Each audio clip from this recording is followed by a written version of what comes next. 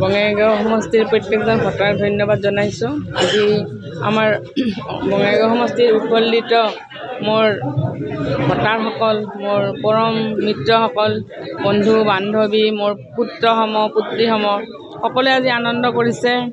সকলোৱে ঢোল বজাই আনন্দ কৰিছে। তেওঁলোকে মোক ফুল দি সম্ভাষণ জনাইছে। মই অতিশয় আনন্দিত হৈছোঁ। তেওঁলোকে যে মোৰ প্ৰতি ইমান আস্থা ৰাখিছে, তেওঁলোকে যে মোক ভোট দিছে, আৰু মই এই চেনেলৰ জৰিয়তে গোটেই অসমবাসীক মই মোৰ ফালৰ পৰা আন্তৰিক ধন্যবাদ জনাইছোঁ। এই মুহূৰ্তত আপোনাৰ চাৰিওদিশে দেখিছোঁ কেৱল মহিলা, পুৰুষক কি বঞ্চিত কৰিব নেকি আপুনি? নাই নাই, সকলো আছে, পুৰুষ মহিলা সকলোৱে আছে, মানে সকলো আছে, আৰু এতিয়া অকল মহিলাই নহয়, পুৰুষো আছে। অহাকালিৰ প্ৰথমটো কাম কি হ'ব আপোনাৰ? অহাকালিৰ কামটো ৰাতিপুৱা উঠিহে গম পাম, মই এতিয়া ক'ব নোৱাৰোঁ। প্ৰথম ৰাইজক মই লগ কৰিব লাগিব। প্ৰথম হৈছে মই ৰাইজক লগ কৰিব লাগিব। বহুতো মানুহ আহিব আমাৰ বঙাইগাঁও সমষ্টিৰ লগ, তেওঁলোকৰ লগত কথা বতৰা পাতিব লাগিব। সেয়াই আৰু এই মুহূৰ্তত সমস্যা মই এটাই দেখিছোঁ যে সকলোৱে কৈ আছে অৰুণোদয় পোৱা নাই, এইবোৰ যে পোৱা নাই, এইবোৰ কথাই বিশেষ কৰি কৈ আছে।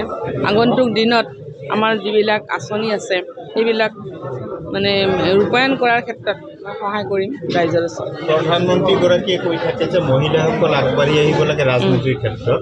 আপুনি আহিলেই, এতিয়া আপুনি অন্যান্য মহিলাসকলৰ প্ৰতি আপোনাৰ আহ্বান কি? আচলতে ৰাজনীতি বুলি ক'লেই যে সকলোৱে MLA মিনিষ্টাৰ হ'ব সেইটো কথা নহয়। ৰাজনৈতিকভাৱে সচেতন এইটো বুজায়। চৰকাৰৰ কাম কাজবিলাক ভালকৈ হৈছেনে নাই, আমি প্ৰাপ্যবিলাক ভালকৈ পাইছেনে নাই, সেইটো আটাইতকৈ ডাঙৰ বস্তু।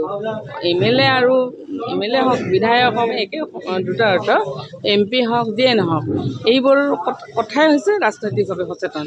আমাৰ প্ৰাপ্যৰ পৰা যাতে কোনো মহিলা বঞ্চিত হ'ব নালাগে, শিক্ষাৰ ক্ষেত্ৰত বঞ্চিত হ'ব নালাগে, এইটোৱে কথা।